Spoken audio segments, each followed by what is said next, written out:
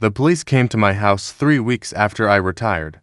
That was how I knew retirement had been a clerical error. I was standing in my kitchen in Mt. Lebanon, Pennsylvania, trying to decide whether 11 in the morning was too early to open a bottle of wine I had received from a former student, when somebody knocked hard enough to make the glass in the front door tremble. 3 knocks. Pause. 2 more. Law enforcement. Neighbors knock like they have nowhere else to be. Police knock like your door has 30 seconds to explain itself. I opened it. Detective Caleb Ross stood on my porch in a dark jacket with rain on the shoulders. He was 42, maybe 43, broad enough that my doorway suddenly looked smaller. I had met him twice before, once during a seminar on interrogation ethics, once at a homicide conference where he had disagreed with nearly everything I said and then bought me coffee afterward. Behind him stood a younger detective I didn't recognize. I looked at Caleb. No, he almost smiled. I haven't asked yet. You came to the house of a 61-year-old retired law professor in the rain. You're not delivering flowers. Can we come in? No, Evelyn. I retired 3 weeks ago. Exactly. He looked past me into the house. You've already started drinking. It's grape juice. At 11. Very adult grape juice, he sighed. Then said the name. Noah Vance. I stopped. It was small, a fraction of a second. Caleb noticed. Of course he did. Good detectives are irritating for exactly that reason. What about him? He's missing. I let go of the door.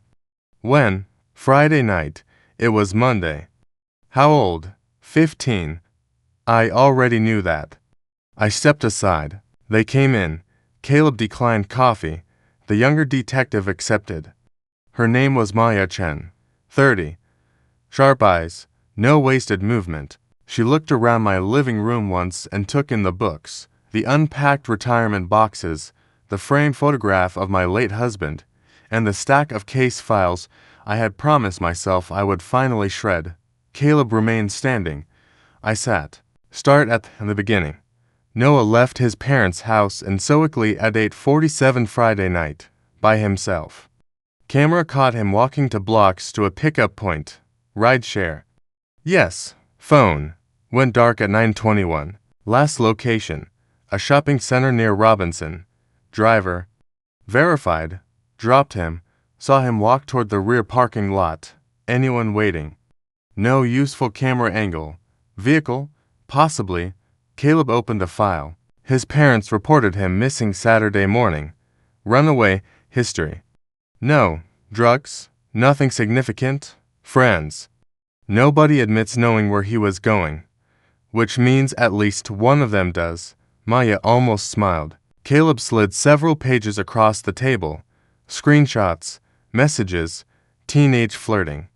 Too many emojis. A girl named Chloe. Noah had met her through an online game in January. The conversation became personal, then sexual, then obsessive. Chloe vanished in March. For almost 3 months, Noah kept sending messages. Where are you? Are you okay? Did I do something? Then on June 9th, I'm back. I bought the ticket. Come tonight. Noah went. I looked at Caleb. Chloe doesn't exist. No. Who ran the account? He didn't answer. He didn't need to. My stomach had already tightened. Rachel. Caleb nodded. Rachel Bennett. One of the best students I ever taught. Top 3%. Editor of Law Review. She could take apart a constitutional argument without raising her voice. She had also once spent 3 hours after class helping a first-year student she barely knew prepare for a moot court hearing. I had written one of her recommendations. I had attended her wedding. And 3 years ago, I had attended her daughter's funeral. Caleb watched me carefully. Rachel confessed yesterday. I looked at him. Confessed to what? Taking Noah. Did she say kidnapping? Her exact words were, I took Noah Vance. Where is he? She won't say, is he alive? Caleb's jaw moved. She said, he was alive when I left him. I looked down at the screenshots again. Then at the date on the final message. June 9th. Friday. What does she want? That's why I'm here. No, Evelyn. No, she asked for you. That was the first surprise. Not the last. Rachel was being held at the Allegheny County Police headquarters. She had walked into a precinct Sunday morning wearing jeans, a gray sweatshirt, and no makeup. She placed her driver's license on the front desk and said, "My name is Rachel Bennett. You're looking for me." Then she stopped talking. No struggle, no chase, no attempt to bargain, no lawyer. For 48 hours, she answered only administrative questions: name, date of birth, medication, emergency contact. Everything else received silence. Caleb told me all of this while driving. Pittsburgh moved past the window in wet gray layers. Bridges, brick, June rain. I asked, "Did you search her house? She sold it? When?" 3 weeks ago. Apartment? None. Storage. Working on it. Job. Quit 6 weeks ago. Bank accounts. Mostly emptied. Cash withdrawals. Some. How much? Enough to matter. Car. Found abandoned Saturday. Clean. To clean. Ex-husband. Caleb looked at the road. Daniel Bennett. What about him? They divorced last month. I turned. Last month. Rachel filed. Waived claims to the house. No support. No fight. Why, he says after Lily died. Seeing him reminded Rachel of their daughter. And you believe him? I believe he said it. Good answer. Daniel Bennett was a machine learning engineer. Brilliant, quiet, and socially awkward in the way people forgive when the person earns enough money. I had known him through Rachel. He worshipped Lily. After the funeral, I watched something inside him disappear. I asked, "Where is he?" "At work." "Now?" "Yes, since Friday. Mostly work and home. Badge logs, cameras, phone location. He's either innocent or very prepared." I looked at Caleb. "You think Rachel has help?" "I think somebody is keeping Noah somewhere, unless she left him alone for 3 days. People do worse." Caleb's hands tightened on the wheel. "He's 15. I looked out at the rain. So was she. Once." He glanced at me. "What does that mean?" "Nothing." It wasn't nothing. But I wasn't ready to explain. Rachel looked older than 37, not older in the face, older in the eyes. Grief does that differently from time. Time softens, grief hollows. She sat behind a table in a small interview room, wrists free, hands folded. There was a paper cup of water she hadn't touched. When I entered, she looked at me. For the first time since the police brought her in, she reacted. "Professor Mercer, Evelyn," she smiled very slightly. "You hated when students called you that." "I hated when students called me professor after graduation." Old habit. Bad habits are persistent. Caleb sat behind me. Maya stayed near the wall. Rachel looked at them, then at me. "You retired." Apparently not successfully. That almost got another smile. I sat across from her. "Where is Noah?" "No, hello." "Hello. Where is Noah?" She looked down. Still direct, still avoiding. I learned from the best. No, you learned how to answer questions. I learned which ones mattered. There it was. Rachel had not changed as much as I wanted to believe. I said, "Is Noah alive?" She looked at me for a long time. "Then, his parents still have a chance to do the right thing." Caleb leaned forward. "That is not an answer." Rachel didn't look at him. I said, "What do you want? An apology from Noah?" "No, his parents." "Yes, for what?" Now she looked at Caleb. "You haven't shown her." "Shown me what?" Caleb said, "We were getting there." Rachel laughed softly. "Of course." I turned. "Caleb." He slid a tablet across the table. A pause photograph. Lily, 5 years old. Yellow dress, missing front tooth. I had seen that photograph dozens of times. Then he swiped, a redacted investigative report. I read, and felt my hands become cold. 3 years earlier, Lily Bennett had been one of 9 children connected to a regional exploitation ring operating between western Pennsylvania, Ohio, and West Virginia. The adults involved had used vulnerable teenagers to approach younger children. Noah Vance had been 12. He had communicated with at least 2 adult members of the ring. He had been present when Lily was lured into a vehicle. There were messages suggesting he'd been told it was a prank. Other messages suggested he knew more. The evidence was messy. Some statements were inconsistent. One of the adult defendants later claimed Noah had helped identify children. Another said Noah was a frightened kid being manipulated. The prosecution had made a choice. Noah became a cooperating juvenile witness. The adults became the targets. The adult convictions were substantial. Noah's juvenile case largely disappeared from public view. Rachel watched me read. They made him a witness. I said nothing. He brought Lily to them. That was never proven beyond dispute. She smiled without humor. There's the lawyer. I'm not defending him. That's what everyone said. Caleb interrupted. Rachel, whatever happened then, does not justify taking a 15-year-old now. Rachel turned toward him. Did I say it did? Then where is he? She looked back at me. I want Richard and Denise Vance to stand in front of cameras and say what their son did. That's your condition. First one, Caleb said. First, Rachel ignored him. They spent 3 years telling people Noah was another victim. Maybe they believe that. They paid for a private psychologist. They hired a crisis consultant. They moved schools. They scrubbed his name out of everything they could. Parents protect children. Rachel's face changed. So did I silence. I said, if they apologize, what happens? I tell you what comes next. Proof of life first. She nodded. Email. What email? She took the legal pad in front of her and wrote an address. Then slid it to me. Send 1 sentence. What sentence? Proof of life. Caleb said, who's monitoring the account. Rachel leaned back.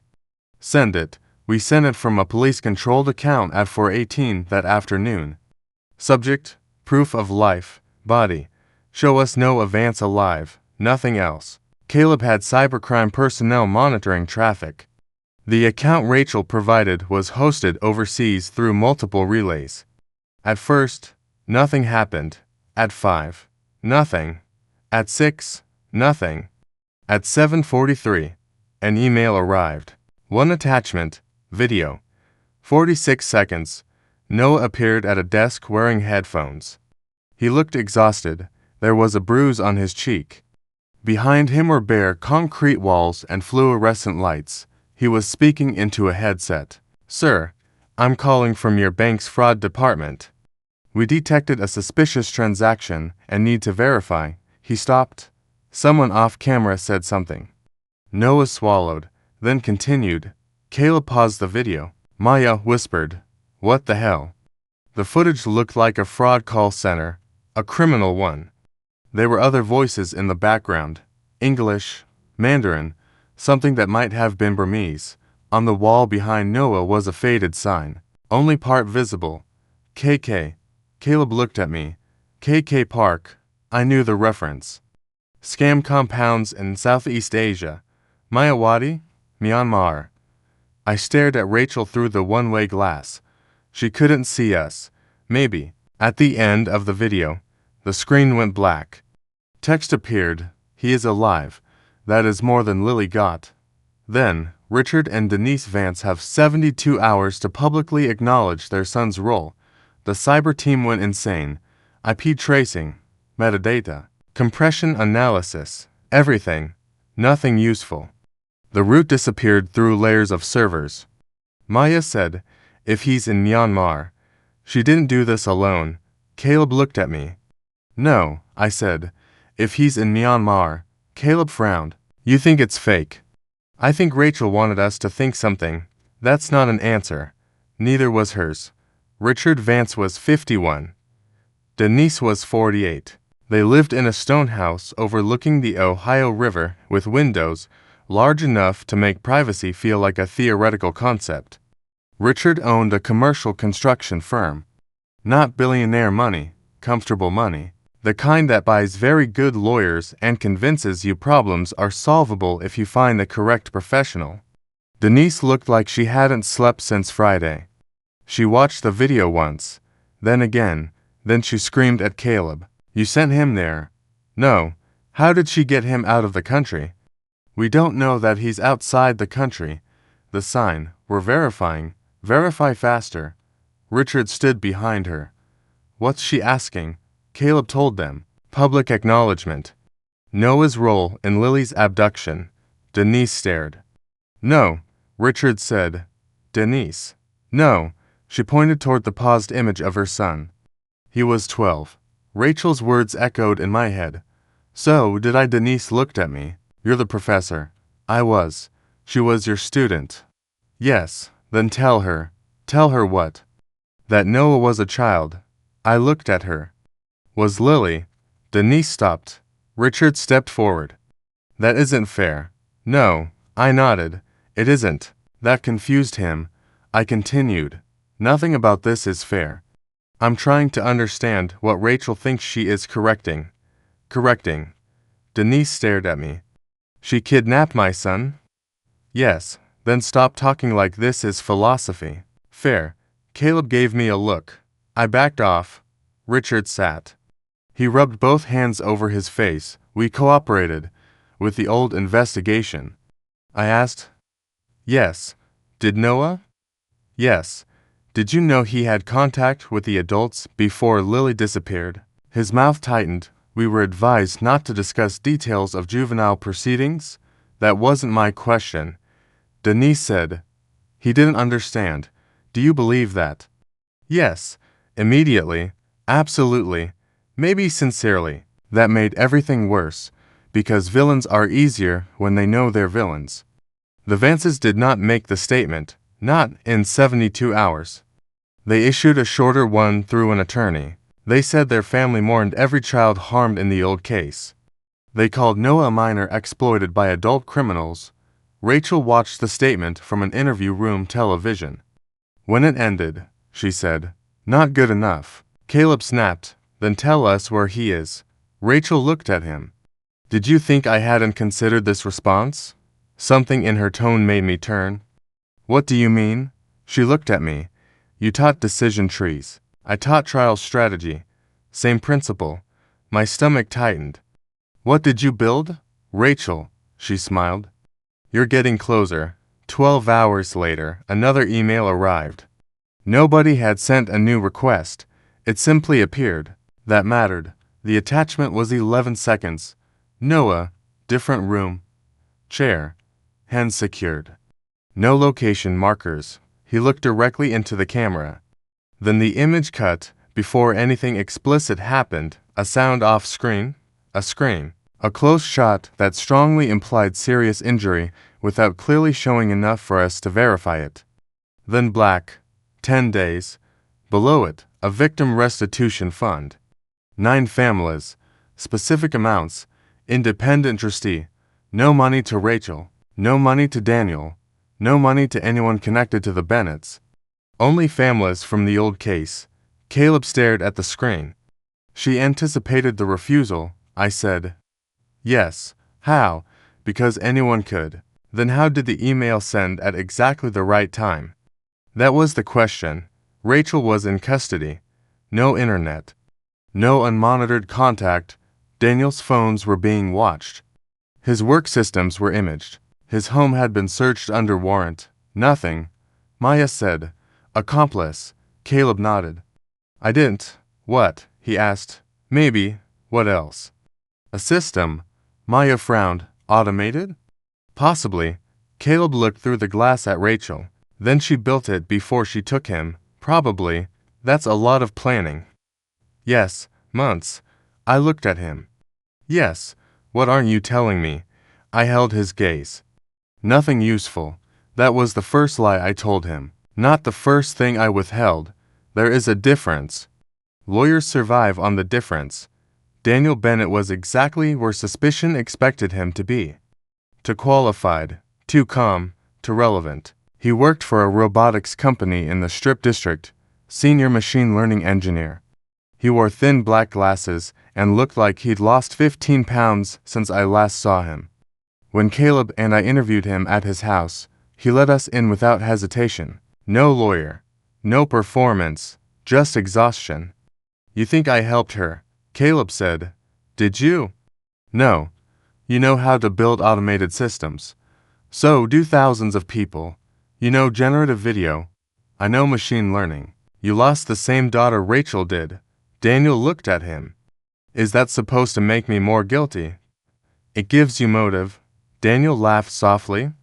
My daughter being murdered gives me motive for a lot of things. Caleb watched him. Why did you divorce? Daniel looked toward the hallway. There was still a framed photograph of Lily there. Rachel couldn't look at me. Her explanation. It's also mine. She walked away from the house. Yes, why? She said she didn't want anything that belonged to our old life. Did you believe her? Daniel stared. At the time, that answer caught me. Caleb caught it too. Not now. My ex-wife kidnapped a teenager. Daniel looked at us. I'm reassessing several things. We examined his computers. Phone, router logs, cloud accounts, work badge records. Friday evening he had been at the office until 10. Saturday home. Sunday at the grocery store. Then home. Monday work. No obvious contact with Rachel. No unexplained travel.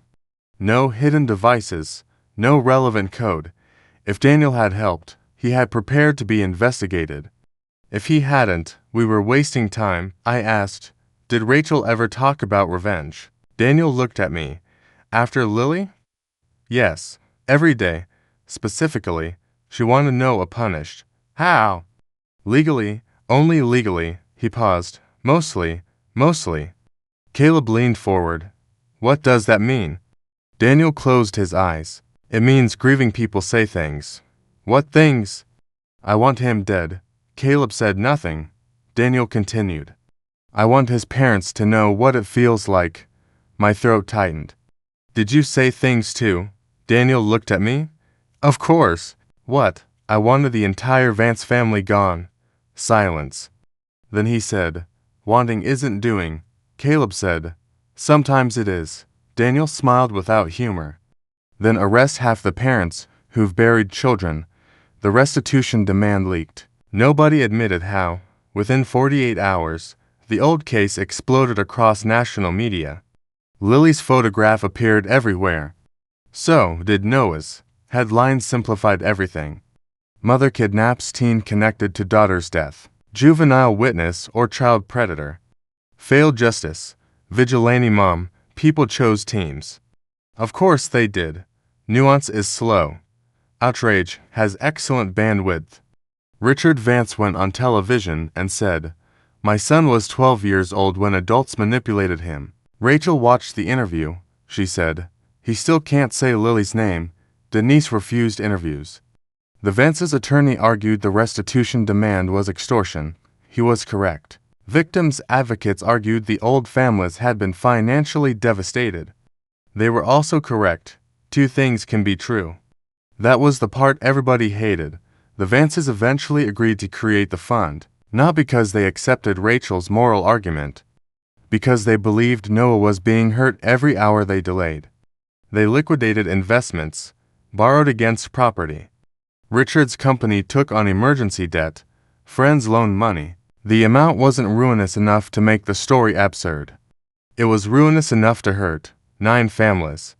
Medical costs, therapy, lost income, funeral expenses, trusts for surviving children, everything structured through independent attorneys.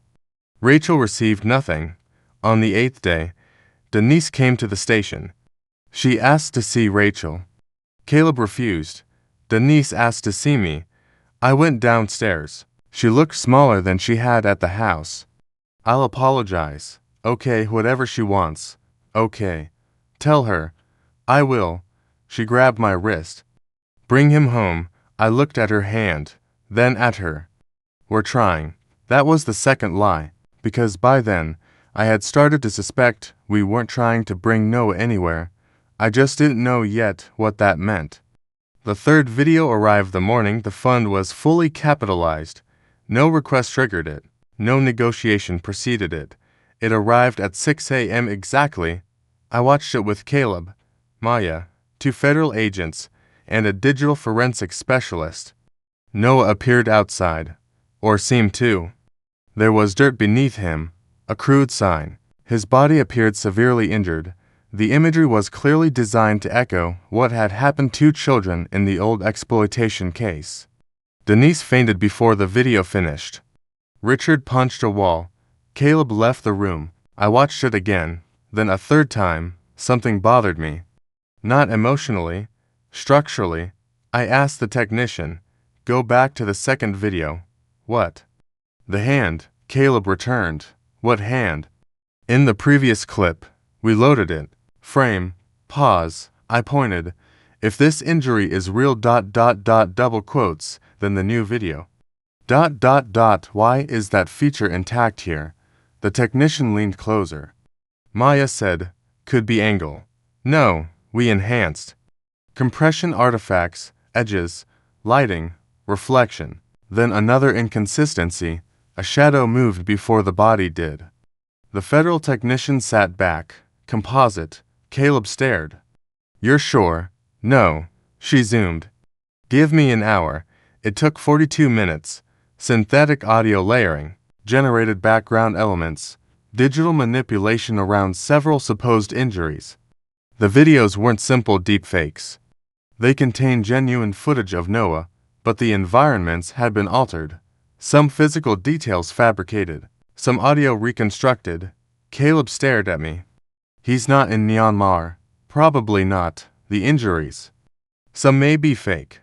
Maya whispered. "He could be okay." I looked through the glass at Denise, being attended by paramedics. I wanted to believe that. I really did. Then I remembered Rachel's wording. His parents still have a chance to do the right thing. Not, "You still have a chance to save him." Words matter, especially when spoken by lawyers. Caleb marched into Rachel's interview room. I followed. He placed still frames on the table. "You faked them." Rachel looked down. Then up. "The videos?" "Yes."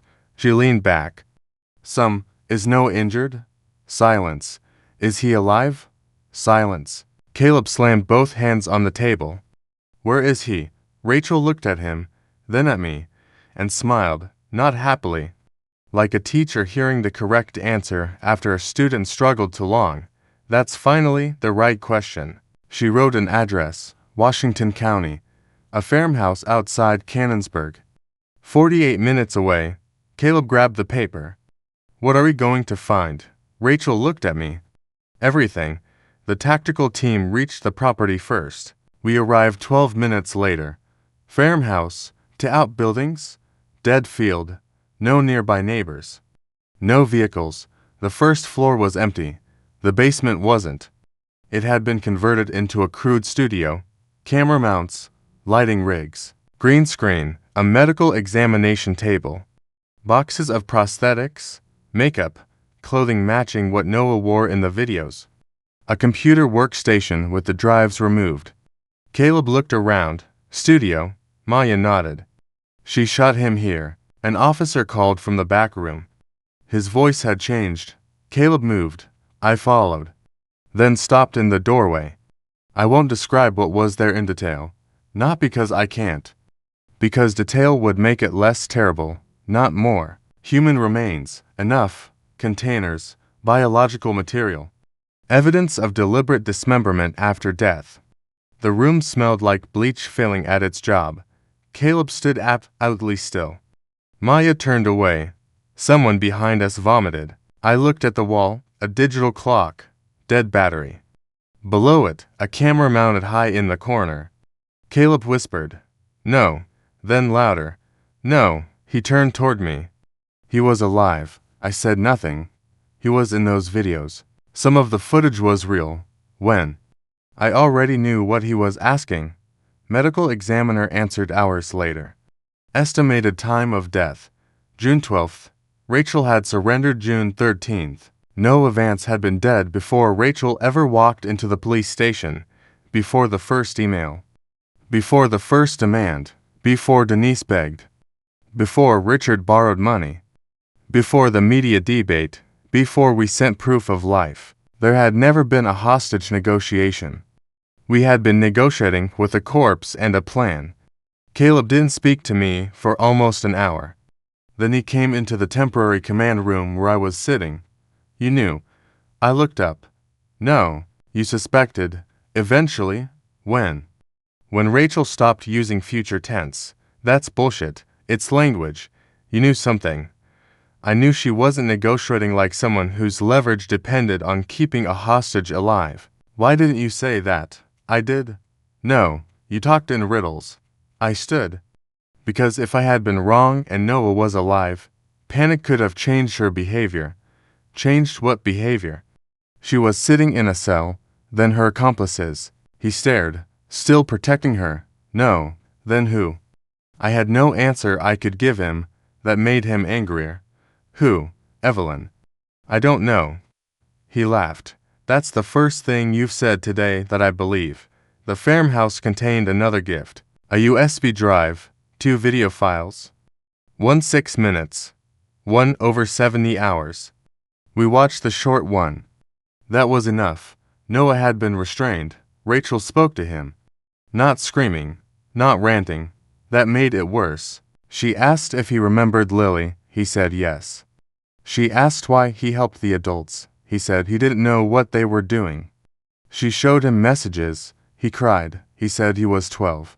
She said Lily was 5. The footage was edited. Intervals, medical care, water, food, Rachel keeping him conscious. No elaborate medieval spectacle. No theatrics. Just controlled punishment spread over 3 days. Caleb stopped the video before the end. Nobody objected. The full file existed for court. It did not need to exist inside us. The forensic reconstruction was straightforward after that. June 9th.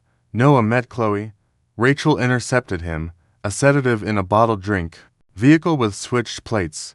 Farmhouse. June 10th through 12th. Noah was held. Filmed, abused, killed. June 13th. Rachel surrendered. Everything after that had been pre-built. The hostage crisis wasn't a rescue operation. It was an afterlife for revenge. Digital forensics finally broke the email system. Not because Rachel made a mistake. Because no system is truly invisible once you have the physical infrastructure. The main server was remote. The accounts were layered, but the logic was simple once seen.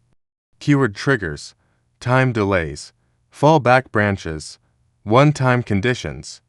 If an incoming email contained phrases associated with proof of life, send video A. If no public acknowledgement appeared by a scheduled deadline, video B. If restitution-related terms appeared, advance branch C. Other branches existed that we never triggered. Rachel had prepared for multiple versions of us. Cooperative police, aggressive police. Silent parents, public parents, no media, heavy media. She didn't need to see what happened. She had modeled what would probably happen. Caleb sat across from her. You turned law enforcement into part of the delivery mechanism, Rachel said. I gave you choices. You predicted choices. Same difference if people are predictable. Who built the system? I did. Caleb laughed. You can barely code. I can learn. Not this fast. I had time. Daniel. No. Who? Me. He looked toward the mirror. I stood behind it. Rachel knew. She always knew when I was watching. Caleb continued. The generative video. Available tools. The workflow. Mine. The automation architecture. Mine. Rachel. She smiled. Detective. He walked out. She's protecting Daniel. Maya said. Or she really did it. Caleb looked at me. What do you think? I stared at Rachel through the glass. I think Daniel is very good at his job. The problem was evidence. Suspicion loves patterns. Courts require more. Daniel had technical ability, motive, access to Rachel before the divorce, but no communication tying him to the system. No device, no code repository, no money trail, no location overlap, no witness, nothing. He had even produced old work projects demonstrating similar generic automation structures, which cut both ways. He could have built it. So could others. Caleb questioned him again. Daniel remained calm. Did you build software for Rachel? No, ever. For taxes, home automation. Stupid things? In the last 6 months? No. Did you know she planned to kidnap Noah? No. Did you know she was pregnant? That was new. Daniel's face changed. Only slightly. Caleb saw it. So, you did. Daniel looked down? Yes. When? Before she left. How far? 7 weeks now. Caleb stared. She kidnapped and murdered a child while pregnant. Daniel flinched. He wasn't a child to her. He's 15. I know what he is. That answer hung in the room. Caleb leaned forward. What do you mean by that? Daniel realized the mistake. Too late. Exactly what I said. No. You know what happened to Lily? So, did you help Rachel? No. Did you want Noah dead? Daniel looked at him. Yes. The honesty stunned everyone. Then Daniel said, wanting him dead is not a crime. Caleb said, helping kill him is. Then prove I did. There it was. Not grief. Not outrage. Challenge. Caleb left convinced. Still without proof. Rachel's pregnancy changed nothing about guilt. It changed everything about how people talked about her. Some called it monstrous. Some tragic. Some proof she had lost her mind. Some proof she hadn't. I refused television interviews. So did Caleb. The Commonwealth charged Rachel with homicide, kidnapping, unlawful restraint, extortion-related offenses, abuse of a corpse, and several additional crimes arising from the digital scheme. There was no magical legal escape. No pregnancy loophole that erased a murder. No courtroom trick that transformed planning into innocence. The Commonwealth wanted life without parole. Depending on how charges and aggravating factors developed, prosecutors discussed every available severe penalty. Rachel's defense team focused on trauma, psychiatric history, complicated grief, a diagnosed dissociative disorder following Lily's death. None of it erased the planning. It wasn't supposed to. Mitigation is not absolution. People confuse those because they prefer law to behave like morality with paperwork. It doesn't. Then Rachel asked me to represent her. I said no. She asked again. I said no. Then she sent me one sentence through appointed counsel. You said you'd make sure we didn't die too. I sat alone in my office for almost an hour. Then I called Caleb. He answered. Tell me. What? Whatever you've been waiting to tell me. I closed my eyes. Not yet. He hung up.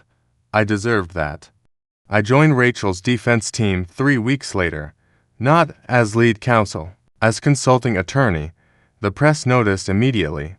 Former professor defends student accused of revenge killing. People called me a traitor. An opportunist. A vigilante sympathizer. One radio host called me the intellectual godmother of murder. That one was closer than he knew. The trial did not turn Rachel into a hero. I would not allow that. Neither would the evidence. Photographs of Lily did not make Noah's death legal. Failures in the juvenile system did not make kidnapping legal. Richard and Denise's denial did not make psychological torture legal. Rachel understood. In one pretrial meeting, I asked, do you want the jury to acquit you? No. Do you want diminished responsibility argued? If it helps sentencing, do you believe you are legally insane? No. Then why did you let doctors keep diagnosing you? She looked at me. Because sometimes truth has layers. That is not an answer. You taught me that too. I hated hearing myself in her. The prosecution built the case chronologically. Chloe, the rideshare, vehicle evidence, farmhouse, videos, autopsy, automation, public demands, restitution, Rachel's surrender. The story was devastating because it was organized. Jurors like chronology. Chronology feels like causation. Our job was not to deny. Our job was to explain. Lily, the old case. The messages, the juvenile disposition. Rachel's psychiatric collapse. The years of obsession. The difference between explanation and excuse became the entire trial. Then Caleb found something, a phrase. It appeared in a planning document recovered from a partially overwritten device at the farmhouse. Constrained decision architecture. Caleb remembered hearing it before.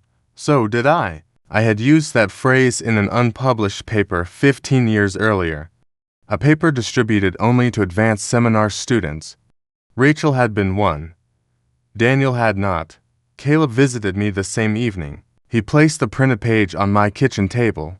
You wrote this? Yes. She used it? Apparently. Did you teach her how to build this plan? No.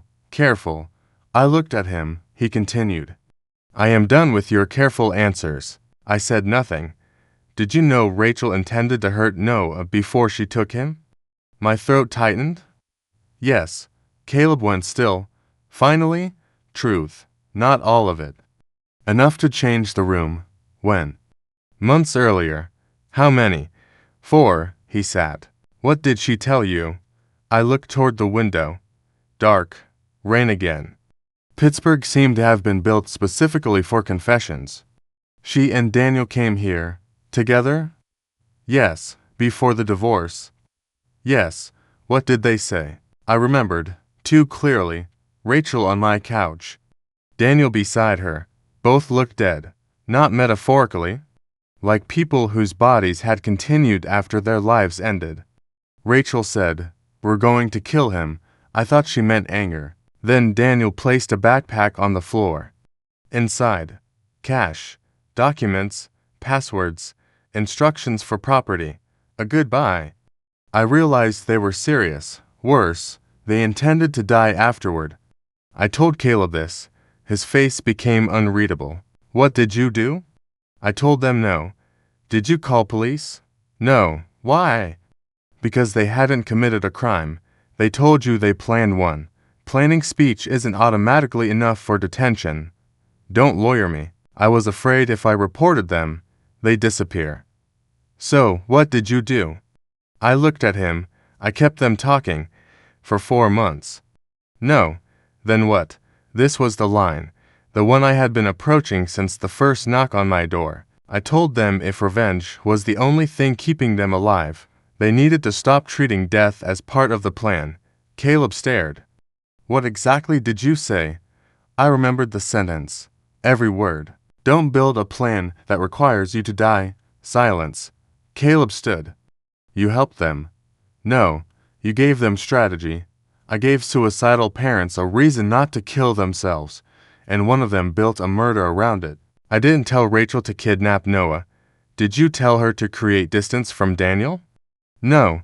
Did you discuss legal exposure? I discussed consequences. Did you discuss what would happen if Daniel wasn't directly involved? I didn't answer. Caleb laughed once. Oh my God. I never knew operational details. But you gave them the architecture. I felt the word hit. Architecture? Yes, that was the word. Not weapon, not target. Architecture, I said. I thought if they kept planning survival, time would cool them down. Did it? No. You didn't warn us. No. You entered my investigation knowing Daniel might be involved? Yes. You sat across from Rachel pretending to ask questions you already understood. His voice dropped. Was Noah already dead when you walked into that room? I didn't know. Did you suspect? Not then. You expect me to believe that? Yes. Why? Because Rachel had told me months earlier she wanted Noah to understand fear. Not simply die. Caleb turned away, then back. You should be charged. Maybe. You're saying that like it's academic. It's not. Then why are you so calm? I looked at him. Because I have had months to hate myself before you got here. That stopped him. Not enough. But the prosecution learned about my prior contact. Of course it did. I disclosed what ethics required. The judge held hearings. I was removed from portions of the defense strategy where conflict existed. The press exploded again. Some commentators argued I had concealed a planned crime. Others noted the legal threshold for mandatory reporting was complicated by what Rachel and Daniel had actually said and when. None of that mattered emotionally. Public judgment is faster than legal judgment, usually louder too. Caleb kept investigating Daniel. Still nothing. Then Rachel's pregnancy produced a new question: timing. She had conceived months before the kidnapping, during the mysterious period when Chloe had vanished from Noah's messages. Why? Rachel had gone silent online in March, returned June 9th. 3 months. During that same period, she quit her job, prepared accounts, rented the farmhouse, bought equipment, and apparently tried to become pregnant. The prosecution argued that this proved extraordinary premeditation. In one sense, they were right. I asked Rachel privately, why? She knew what I meant. The baby? Yes. She looked down at her hands. Daniel and I were going to die. I know. After we came here, you said something. Unfortunately, I said many things. You said Lily had already been taken from us. We didn't have to give them the rest. I remembered. Rachel continued. We went home. Then, we tried to live. Her eyes filled. It didn't work. So, you decided to have another child? No. Pause. We decided we wanted a reason to survive, what we were going to do. I felt cold. You planned the pregnancy? Yes, and Daniel. She looked at me. Rachel, don't ask questions you can't use. There it was again. Lawyer, student, conspirator. I said. Did Daniel build the system? She smiled sadly. I built what I needed. That's not what I asked. No. Did he know about Noah? No. I stared. She stared back. One of us was lying. Possibly both. The jury convicted Rachel on every major count. No surprise. There was no plausible acquittal. At sentencing, Lily's grandparents spoke. So did surviving victims from the original case. Some condemned Rachel. Some said they understood. One mother told the judge, she did a terrible thing. But please understand the terrible thing started before she did it. Richard Vance spoke last. He had aged 10 years in for months. Our son was not innocent. Denise looked at him sharply. The courtroom changed. Richard continued. He was 12. He was manipulated. He was scared. He also helped people who hurt children. Rachel stared at him. For the first time, her composure broke. Not dramatically. One tear, that was all. Richard said, I wish I had said that when Lily's mother could hear it before all this. Denise began crying. So do I. Then Richard looked directly at Rachel. But Noah did not deserve what you did. Rachel nodded. He was right. That was the unbearable part. Everyone could be right and still destroy each other. The judge sentenced Rachel to life imprisonment with no possibility of release under the controlling homicide count, plus additional concurrent and consecutive terms as applicable. Pregnancy did not save her. Trauma did not save her. Lily did not save her. Law did what law does. Imperfectly. Finally, afterward, Rachel was led away. She looked back once, not at Daniel, at me. I couldn't tell whether it was gratitude or blame. Maybe both. Daniel met me 3 days later. Not secretly, not dramatically, at a coffee shop near Carnegie Mellon. He sat across from me. Rachel was in prison. The investigation into him remained technically open. You shouldn't be here, I said. Probably. Caleb is watching you. I know. Then leave. Daniel looked at me. She told me you know. Know what? He smiled faintly. Still doing that. My stomach tightened. Daniel. He put a small flash drive on the table. I did not touch it. What is that? Nothing illegal. That's an alarming introduction. Family photos. Why? Lily. I stared. He continued. Rachel asked me to give them to you. When? Before. Before. The most dangerous word in the English language. Before what? You know? No, he sighed. Before she took Noah, my pulse slowed. Not because I was calm, because fear sometimes does that. She expected prison. Yes, you expected prison, for her, for you, he smiled. Different question. Did you build the automation? Daniel looked toward the window, then back. You told us not to build a plan that required us to die. Answer me. You told us survival mattered. Daniel, she couldn't build it alone. There, not a confession crafted for court. No details, but enough. I whispered, "You idiot." He laughed once. "Probably, you helped her murder a boy." "No, you built the machinery." "I built messaging automation." "For what purpose?" "She told me she'd use it to force the Vances to acknowledge what happened." "Did you know Noah would be taken?" Silence. "Daniel?" "I knew she wanted him confronted, kidnapped." Silence. "Killed." His face changed. "No, I believed that." "Which didn't make him innocent. Why the divorce?" "Separation. Legal insulation. Partly. Your alibi. Real. Devices. Clean. Because you planned for police. Because Rachel planned for police. And you helped." "Yes." I closed my eyes. "Do you know what you've done?" He looked at me. "I know exactly what I did." "No.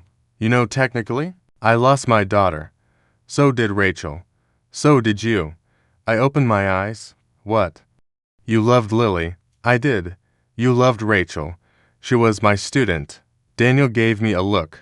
"We both knew that was inadequate." He said, "When we came to you, we wanted to die. I remember. You stopped us. I tried. You did. Rachel is serving life, and she's alive." I stared. He placed one hand over the other. "There's a baby." I said nothing. "She wanted the baby to know somebody from before." My throat tightened. "Daniel, if you hadn't stopped us that night, we'd both be dead." There it was. The final piece. Not evidence. Not legal proof. Moral proof. I had not designed the kidnapping. I had not built the automation. I had not chosen Noah. I had not known Rachel would kill him. But I had changed one assumption. I had taken to suicidal people and taught them to solve for survival. They did. Brilliantly. Horribly. That is the danger of advice. You rarely control what people build with it. Caleb came to my house one final time before Rachel was transferred to state prison. No rain. For once. He stood on my porch. I let him in. He didn't sit. "Daniel met you." "Yes, we know." I assumed. "What did he say?" "Nothing you can use." His jaw tightened. "Evelyn, don't." "What?" "Don't make me translate grief into evidence because you're frustrated." "Did he admit involvement?" I looked at him. "Not in a way that establishes a charge." "That's not what I asked." "He admitted building automation for Rachel." Caleb went still. "For the kidnapping." "He denied knowing she intended murder." "Did he know about the kidnapping?" Ambiguous. Convenient? Truth often is. He looked exhausted. "What did you know before?" "All of it," I told him. "Not every private grief. Everything relevant. Rachel and Daniel coming to my house, their intention to kill Noah, their intention to kill themselves afterward. My refusal to help, my attempt to keep them alive. My warnings about criminal exposure, my discussions of legal consequences. The fact that I did not report them, the fact that later, when Rachel confessed, I recognized elements of thinking we had discussed." Caleb listened. When I finished, he asked, "Why did you come into the investigation?" "Because you asked." "That's not enough." "Because Rachel asked." "Still not enough." I looked at him. "Because I thought I could stop whatever was still happening." "You thought Noah was alive at first. When did you stop believing that?" "At the third video. Not before." "No." He studied me. "Then, did you know Noah was dead when you walked into that first interview room?" "No." I answered immediately. "True." Caleb nodded slowly, then asked, "If you could go back, would you report them?" I looked at the photograph on my mantle. My husband, students, a younger version of myself who believed legal questions had clean answers if you read enough cases. "Yes." Caleb waited. "But." "No but." That surprised him.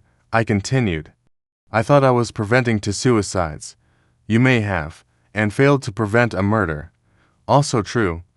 I spent 40 years teaching students that intent and consequence are different. They are, not to the dead. Caleb said nothing. We stood there. To people who had spent careers believing procedure could contain chaos. Then he asked, Was Rachel right about anything? Dangerous question, I said. Yes. His expression hardened. I continued. And that doesn't make what she did right. He relaxed slightly. What was she right about? Systems protect order before they deliver justice. That's cynical. It's descriptive. And Noah, he was failed too. Caleb stared. You believe that? Yes. He helped take Lily? Yes. He deserved consequences. Yes, but not that. No, he nodded. Finally, then what was this? I looked toward the window. Evening light over the neighborhood. People walking dogs. A child riding a bicycle. Ordinary life. The predictable result of too many people believing somebody else's failure would remain somebody else's problem. Caleb exhaled. That sounds like something you'd put in a lecture. I retired. You're bad at it. Apparently. He walked toward the door. Then stopped. One more question. Of course. Why did Rachel choose you? I knew. Because she trusted me. After all this, especially after all this, that's disturbing. Yes, he left. Rachel gave birth under guard 7 months later. A girl. Daniel named her Hope. I hated the name at first. Too obvious, too sentimental. Then I met her. Tiny. Angry. Alive. Rachel sent me one letter from prison. Only one. It contained no apology. No justification. No request for forgiveness. She wrote about Lily, about the moment she realized Lily was really gone, about the first time she saw Noah's name in the old investigative file, about years spent reading juvenile law until every statute felt like a locked door. Then one paragraph about me. You told us the law is not the same thing as justice. I had. Thousands of students heard that sentence. Most became lawyers. One built a revenge plan around it. Rachel continued. You also told us that the difference matters because when people start making justice personal, everyone becomes their own court. I had said that too. She underlined it. Then, I remembered the first sentence. I ignored the second. That may be the most honest thing she ever wrote. The Vances lost a great deal. Noah, money, privacy, reputation, but not everything. Richard sold part of his company. Denise disappeared from public life. They remain married. A year after the trial, Richard helped create a nonprofit supporting families navigating juvenile crime cases. Some people called it image rehabilitation. Maybe it was. Motives don't have to be pure to produce useful things. Several families from the old exploitation case received long-term support. One surviving child entered college. Another still couldn't sleep without medication. Lily remained dead. Noah remained dead. No amount of legal reform converted either fact into meaning. Daniel was never charged. Not then. Maybe someday evidence will surface. Maybe not. Suspicion is not proof. That rule protects people we like. It also protects people we don't. If you only believe in due process when it helps the innocent, you don't believe in due process. You believe in outcomes. Rachel taught me that accidentally. So did Noah. 2 years after I retired for the second time, Caleb invited me to speak to a group of new detectives. I said no. He asked again. I said no. Then he emailed the topic. Confirmation bias in emotionally charged investigations. I agreed. I'm weak for irony. Afterward, one young detective asked, "What's the biggest mistake investigators made in the Bennett case?" Caleb was sitting in the back. He looked at me. I considered all the possible answers.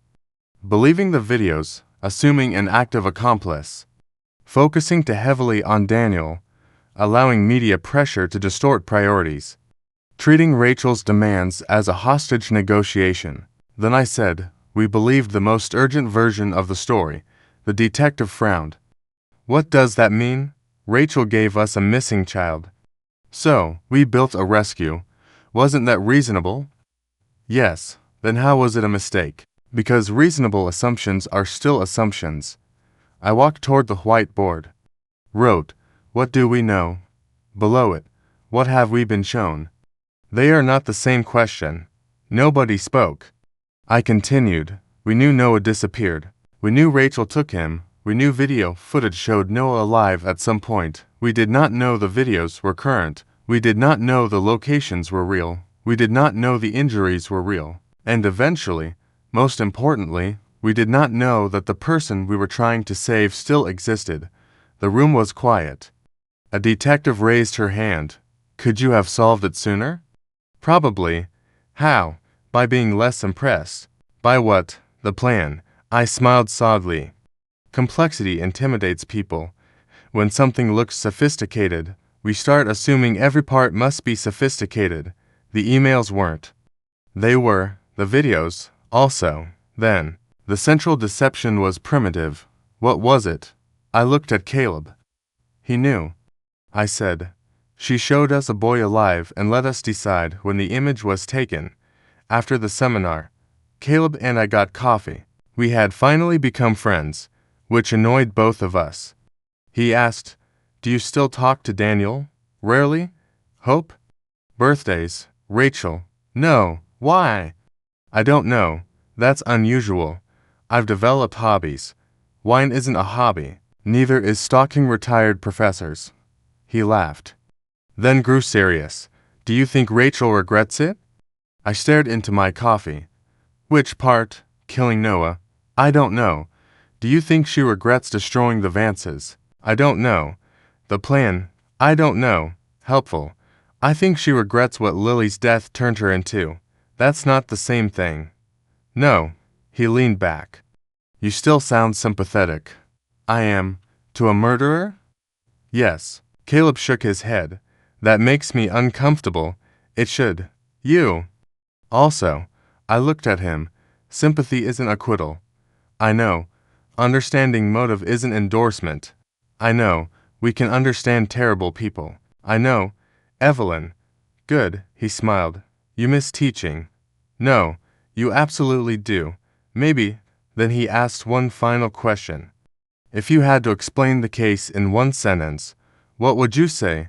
I thought about Rachel, Daniel, Lily, Noah, Richard, Denise, the 9 families, the emails, the fake videos, the farmhouse, the courtroom, a baby named Hope, and my own role. Finally, I said, a grieving mother convinced everyone they were racing against time, because she knew nobody would stop to ask whether time had already run out.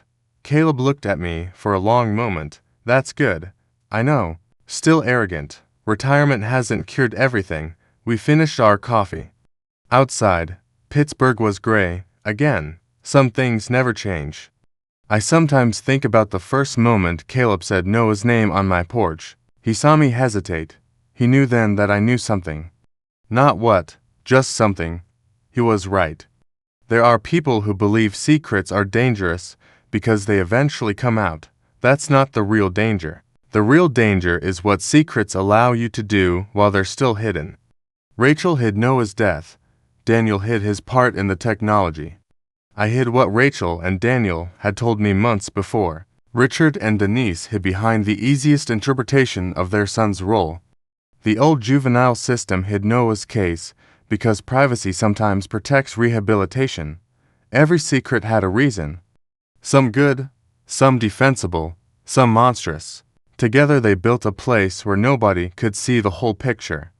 And in that darkness, Rachel built her revenge. She once told me justice had failed her. I told her the law was never designed to make grief disappear. She said that was convenient for people who hadn't buried children. She was right. I was right too. Neither truth saved anyone. That may be the part people dislike most about cases like this. They want a clean lesson. The mother was evil. The boy was innocent. The boy was evil. The mother was justified. The parents were monsters. The system was corrupt. The professor was the mastermind. The husband was innocent. Pick one. Stay comfortable. But Noah was 12 when he helped people who did something unforgivable. He was also still a child. Rachel was a loving mother whose daughter was destroyed. She also kidnapped and murdered a 15-year-old. Richard and Denise protected their son. They also refused for years to confront the harm he helped cause. Daniel loved his family. He also helped build machinery that made Rachel's plan possible, and I spent my life teaching people to respect law. Then, when two grieving parents told me they were going to kill a boy and themselves, I chose persuasion over reporting. Maybe that saved two lives. Maybe it cost one. Both can be true. I know because I have spent years trying to make only one of them true. It doesn't work. The last time I saw Rachel was not in court. It was through reinforced glass at the prison. Hope was almost 2. Daniel had brought her. Rachel sat on the other side wearing stay-tissued clothing. Her hair had gone shorter. She looked healthier than I expected. That felt wrong somehow. People expect punishment to be visible. It often isn't. Hope pressed both hands against the glass. Rachel mirrored them. No sound, just hands. I stood back. Daniel stood beside me. Afterward, outside the prison, he asked, "Do you think she ever forgive herself?" I looked at him. For what? He almost laughed. Everything? No. Good. I turned. Why good? Because maybe that means she still knows. Knows what? That Noah mattered to. Daniel looked away. We stood in the parking lot. Hope slept in her car seat. Finally, he said, "He hurt Lily?" Yes. He helped them take her. Yes. And I'm supposed to care that he mattered. No. Daniel looked at me. Then what are you saying? You don't have to care. Pause. The law does. He smiled bitterly. There it is. What? The professor. No. I looked at Hope through the window. The reason people like me invented rules. People like you. People who know what happens when grief gets to write the sentence. Daniel said nothing. Neither did I. We said goodbye. I watched him drive away. There is a photograph on my desk now. Not Lily. Not Rachel. Not Noah. A bridge. The Roberto Clemente Bridge. Taken at sunrise years before. My husband took it. He used to say bridges were the most optimistic things humans built. They begin with the assumption that two sides should meet. I thought that was sentimental nonsense. I miss him. Maybe he was right. Law is a bridge too, between what people feel and what society can survive. Sometimes it holds. Sometimes it doesn't. Rachel believed the bridge failed her, so she built her own road. It led exactly where private justice usually leads, to another grave, another family destroyed, another child growing up inside consequences she did not choose. People ask whether Rachel won. No. People ask whether the Vances deserved what happened. No. People ask whether the old system failed Lily. Yes. Then they become frustrated because those answers do not fit together neatly. They aren't supposed to. Reality is under no obligation to be narratively satisfying. That is what fiction is for. Law has a different job. So does memory. I remember Noah Vance, a 15-year-old boy who did terrible things when he was 12 and never got the chance to become whatever he might have become at 25. I remember Lily Bennett as a 5-year-old girl who should have had that chance.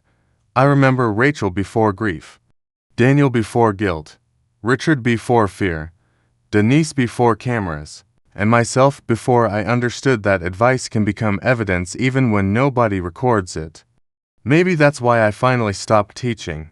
Not because I had nothing left to say. Because I had learned to fear how much people might listen. Still, if somebody asked me today what I would tell a room full of law students, I know exactly what I'd say. Justice and revenge often begin with the same sentence. Something wrong happened, the difference comes after. Justice asks what rules must still exist when your own pain is finished speaking. Revenge asks only how much pain will finally feel equal. Rachel thought she knew the answer. She didn't. Nobody does. That's why we build courts. Imperfect courts. Slow courts. Courts that fail. Courts that sometimes protect people we are certain deserve worse. The alternative is not perfect justice. The alternative is Rachel Bennett. And the most frightening thing about Rachel was never that she was insane. She wasn't, not in the way people wanted. She was educated, patient, grieving, logical, and for months, She built a plan in which every person behaved exactly as she predicted. The police asked for proof of life. The parents denied. The media amplified. The public chose sides. The money moved. The investigators chased an invisible accomplice. The videos created panic. And the final address arrived only when Rachel was ready for the truth to be found. Everyone thought we were hunting for Noah. We weren't. We were moving through a story Rachel had already finished writing. By the time she confessed, the ending had happened. We just hadn't reached it yet.